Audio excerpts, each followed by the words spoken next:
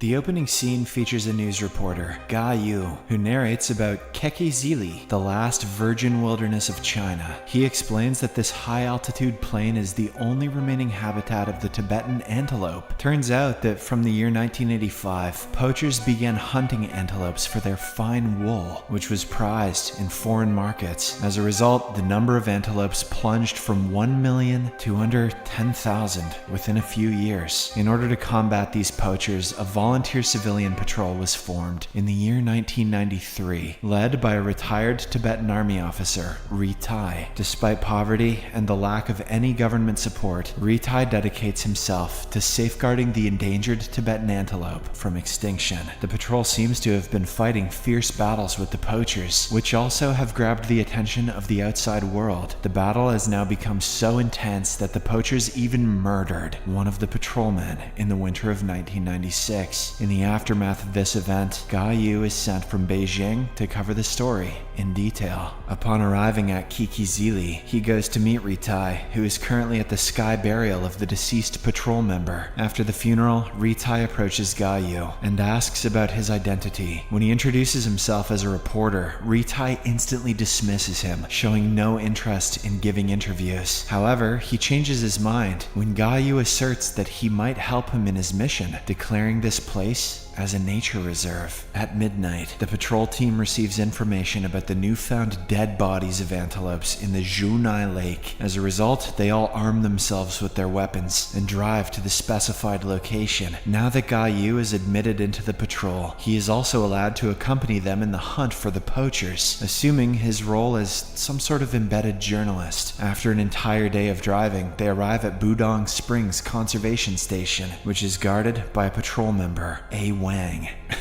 A. Wang. This man is overjoyed to see the team because he only occasionally gets to meet people and spends most of his time alone. When Ga Yu expresses his concern about the same, one of the team members reveals that they do not have enough human resources to hire for this job. So, A. Wang has been guarding the station alone for 3 years. The patrolling team spends a night there, dancing and enjoying time with A. Wang, and drives away the following morning. On the third day of their journey, the team arrives at Zhunai Lake, where they are greeted by a distressing scene. Over 400 bloodied carcasses of freshly skinned antelope lying on the ground. They then summon some fishermen fishing in the nearby frozen lake and ask if they saw any poachers. In response, they affirm, claiming that they were a few, but the darkness prevented them from seeing their faces. As they interrogate them, Ritai figures out that those fishermen also don't possess fishing licenses, so he makes them pay the penalty fee. After this, the patrol officers dig up a hole, drag the corpses into it, and burn them all down. Ga Yu is unable to muster enough courage to photograph such a gruesome sight with his camera. The patrolling team continues on their poacher hunting journey and arrives at Yak Valley on the 5th day. On their way, the poachers suddenly launch fire towards their vehicles, causing one of the team members to be severely wounded. They instantly apply first aid to his wound and cautiously look around for their assailants. However, they find no one but a jeep, probably belonging to the poacher. After a brief inspection of the vehicle, they resort to burning it down. After driving for several more days, they come across the Kumar River, where they spot a bunch of poachers across the river. The patrolling team hurriedly gets off their vehicle, takes off their pants, and crosses the river to apprehend the hunters. Can't fight hunters unless we're pantsless, you know? They soon figure out that the poachers group is led by an elderly man named Ma Zhanlin and his son, Chang. They then take Chang away from the group in order to talk to him in private. For the first few minutes, the guy claims that he is just a driver and knows nothing about the gunman. But when the officers threaten him with their gun, he finally agrees to comply, revealing that he is not the mastermind behind all of this. There is someone else. In addition, he also discloses the whereabouts of the hidden skin. Upon arriving at the exact location, they unearth several bags filled with antelope skin. While the team members take out these bags, Ritai Ritai is furious as they are losing more antelopes during the breeding season. Following this, all the apprehended poachers, as well as the retrieved skins, are loaded into their vehicle, after which they continue heading forward to apprehend the main boss. After several more hours of driving, they stop in the middle of a vast plain land and set up a small tent. In the midst of the preparations, Ga Yu gazes at the beautiful stars. That constellation looks just like an antelope. He is then approached by one of the team members, Dawa. The two initiate a conversation, and Dawa tells him that Kikizili means beautiful mountain woman in their native Tibetan tongue. He also expresses how he suffers from homesickness every time he comes for the patrolling mission, and how the lights on the roads remind him of his home. Later on,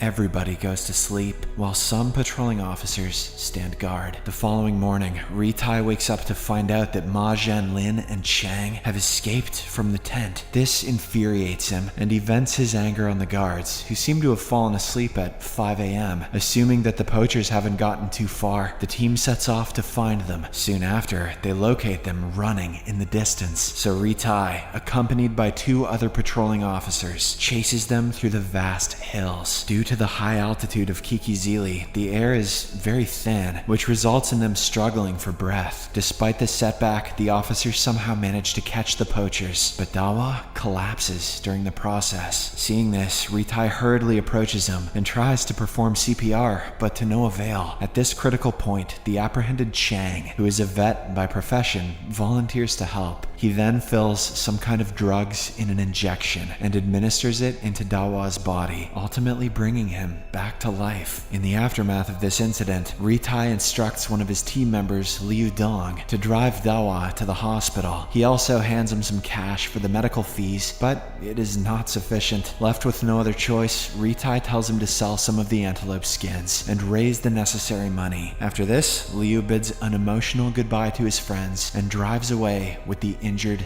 Dawa. Just as they leave, one of the team members approaches Ritai with the bad news that they do not have enough food for all of them. When asked about its details, he asserts that the food will last less than 2 days, even if they exclude the prisoners. Adding to their challenges, the driver discloses that they are running out of fuel as well, and that they can travel for a maximum of 4 days if they give up one of their trucks. Upon hearing these reports, Ritai comprehends the situation for a while, and eventually comes to a decision to abandon the prisoners and go for their boss. Ritai then releases all the prisoners from their handcuffs and announces his decision to abandon them, also explaining the reason why he is doing so. He further informs them that it is 200 kilometers to the Owl Mountain and 100 more to the Kunlun Pass. They can make their own choice and go wherever they want. Ma Zhanlin requests to be taken along because he is old and frail. However, Ritai can do nothing but encourage the old man to not lose hope. After this, the patrolling team continues their journey ahead in 2 vehicles. The scene then cuts to the 12th day of the mission, and Ritai's team are still on their way. At one point, one of their vehicles abruptly comes to a stop. Upon inspection, they learn that its engine has been damaged and that it can't be repaired. Ritai, who is still not ready to give up on his mission, asks the 3 of his team members to stay there and wait for Liu's return, while he, along with the rest of the team, resumes their journey. On their way, Ga Yu asks Ritai about how they can reach their destination without enough supplies.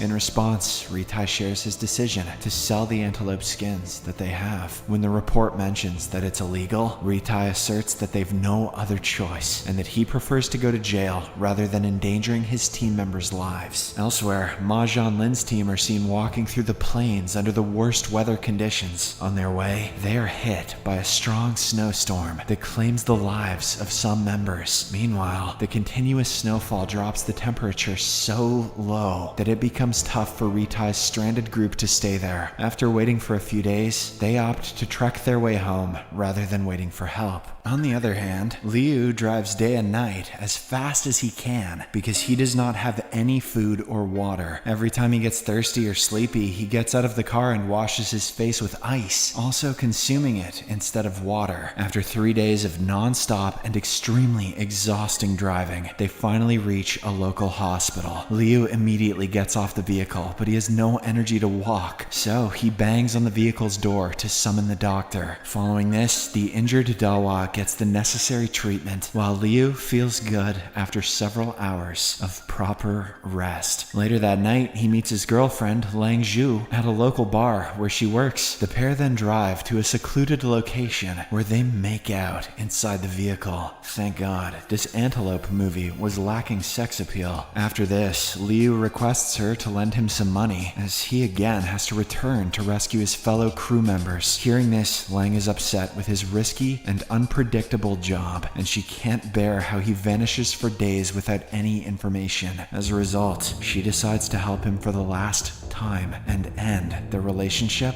forever. So they're me or the antelopes, babe, and I know you love the antelopes. The next morning, Liu successfully sells the remaining antelope skins and gathers enough money to buy all the essential supplies. Once he fills up the vehicle with them, he makes his way back to rejoin his team members. During his non-stop drive, his vehicle unfortunately gets stuck in the sand. In an attempt to get it out, Liu starts unloading the supplies from the vehicles. In this process, he himself gets trapped in the dry quicksand that slowly pulls him downward. He desperately tries to get out of it, but his movements only worsen the situation. After numerous failed attempts, he ultimately accepts his fate and allows the sand to engulf him completely. On the 17th day of the mission, Ritai's vehicle runs out of fuel, prompting the team to continue the rest of their journey on foot. Ritai and Yu walk forward, while exhaustion causes the rest of the team to lag behind. After hours of walking, the two come across the main boss and his accomplices. Despite being outnumbered and outgunned, Ritai orders the boss to surrender himself and come along with him. Instead of complying with his orders, the criminal boss tries to bribe him with 2 vehicles and a new house for his family. What is this guy, Antelopra? However, the brave and ethical Ritai is unswayed by his offer and resorts to fighting them. Unfortunately, the patrolling captain is fatally shot by the enemies, while Yu is let free as he's just a reporter. In the next scene, Ritai's body is brought back home and is prepared for a sky burial. The movie ends with captions stating that Guyu's reports on the atrocities in Kekizili had a profound impact on the country. A year later, the Chinese government declared Kekizili a national nature preserve and established a forestry bureau to safeguard it. The captions further indicate that antelope numbers increased to 30,000 by the time of the film's release.